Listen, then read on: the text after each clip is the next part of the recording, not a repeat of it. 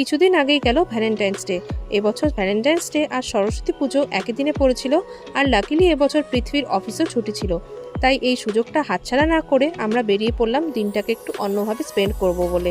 মাঝখানে অনেকক্ষণ কিছু শ্যুট করিনি, কারণ আমরা ফার্স্ট টাইম এই জায়গাটায় যাচ্ছিলাম, তাই গুগল ম্যাপে রাস্তা দেখে যেতে হচ্ছিল। এরপর স্টার্ট হলো ফরেস্টের রাস্তাটা একটু কনফিউজিং ছিল, আর ফার্স্ট টাইম যাচ্ছিলাম তাই টেনশনও হচ্ছিল যে ঠিক রাস্তায় যাচ্ছি কিনা। কিছু দূর যাওয়ার পর চা বাগান দেখতে পেলাম অ্যান্ড বুঝলাম যে ঠিক রাস্তাতেই যাচ্ছি। ফাইনালি আমরা পৌঁছে গেলাম আমাদের ডেস্টিনেশন সরস্বতীপুর টি রিসর্টে। পৌঁছে ফ্রেশ হয়ে আমরা ফটো আর ভিডিও শ্যুট স্টার্ট করে দিলাম। অনেকক্ষণ শ্যুট করার পর খুব খিদে পেয়ে গেছিলো, তাই আমরা এরপর লাঞ্চ করে নিলাম। তারপর আমরা বাড়ির দিকে রওনা দিলাম, কারণ গিয়ে আমাদের আরও প্ল্যান ছিল।